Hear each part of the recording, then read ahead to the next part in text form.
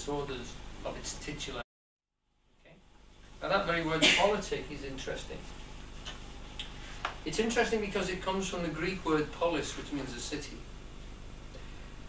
And really, although we're talking about a realm, what we can understand from that, from classical ideas, was actually a city, an organization which what we would call a city. And coming from Greece and Rome, they were city-states. They acted like countries and they grew big as countries, but they were actually organized along cities in the same way as Britain would have been in the time of Shakespeare. We had a kingdom and we had a king, but it was the cities themselves that governed themselves, and actually they were the ones where the politics was sorted out and the policies, and they were the places that were policed. And you must remember that outside of a city, outside of the city walls, there were no real laws, because nobody enforced them. Particularly in places like Greece and Italy. But even in Britain, outside of the city, outside of the organised zone, anything happened. The wild wood was literally a wild wood. So you have to have this concept of civilization and surrounding it non-civilization, which we don't really have anymore. We expect it. In fact, probably we would think that the countryside would be more, I don't know, law-abiding than the cities nowadays.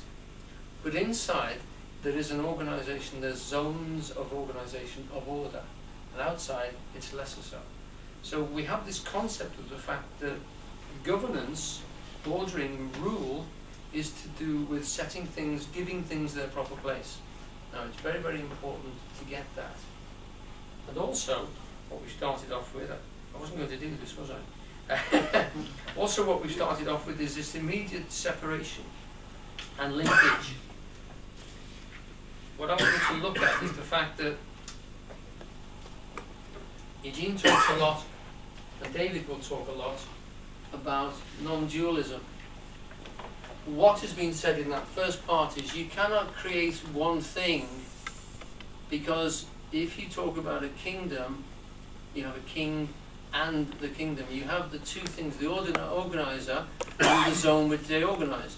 You can't have an organized zone without an organizer and a zone to organize. That is the way the mind works.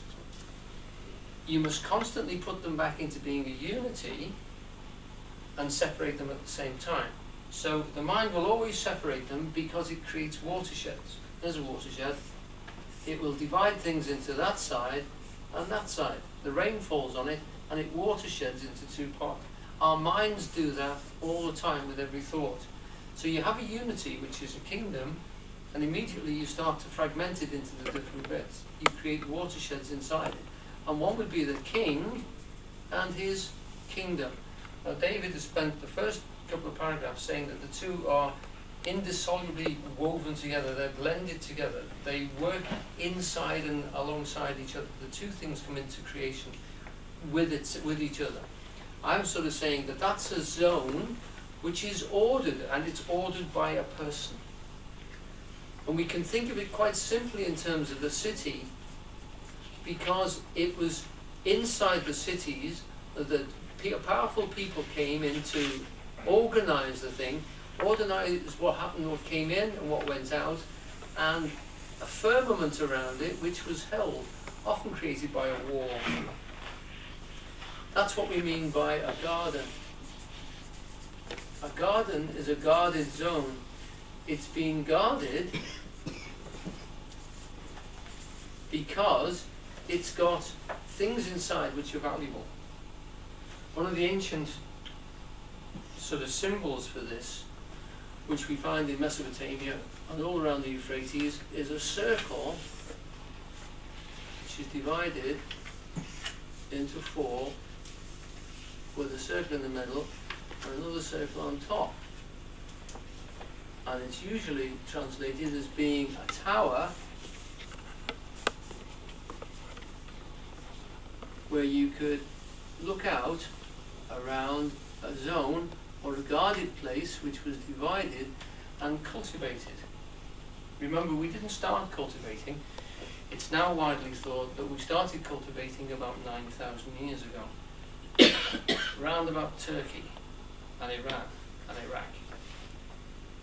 We started domesticating animals then, and we started organising domesticating plants, and we started to produce what we would call a farm.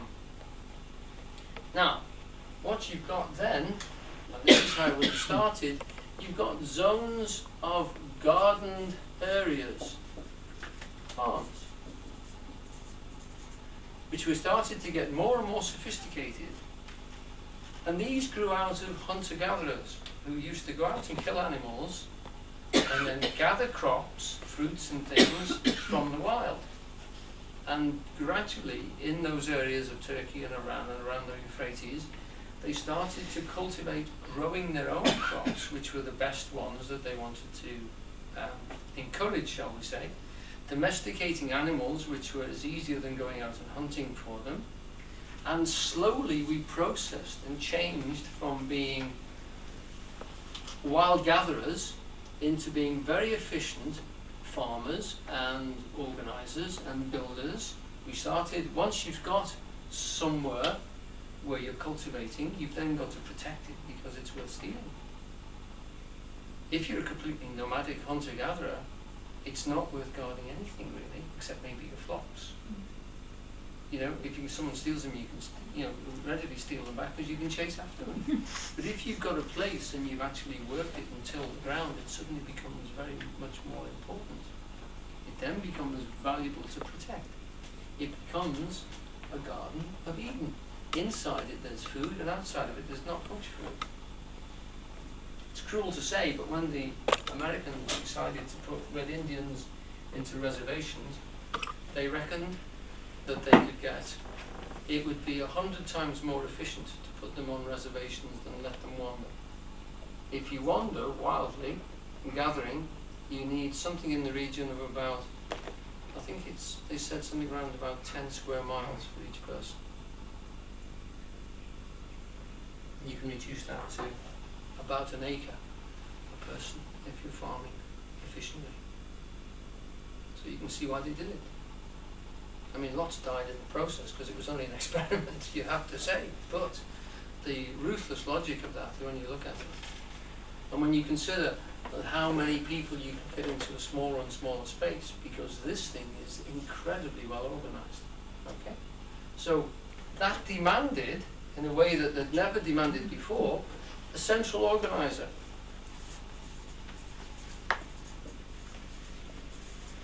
A ruler, if you like, who would measure and space things out. So we're talking now about a zone which has to be organized, and it needs an organizer, and it has to be protected, and it needs then protectors, and it has to be guarded, and it's a garden. And outside of that, there are people who need to be separated from your crops and your animals, etc., and your buildings. Does that make sense? Mm-hmm. Okay. Now, those things come together simultaneously, as it would say in the Tower. They're not actually separated. The two things are woven together. Once you've got a place, you need someone to organize it. When you've got an organizer, he wants a place to organize. The two things are woven together. And this is what David is saying here. The two things are reciprocally working with each other.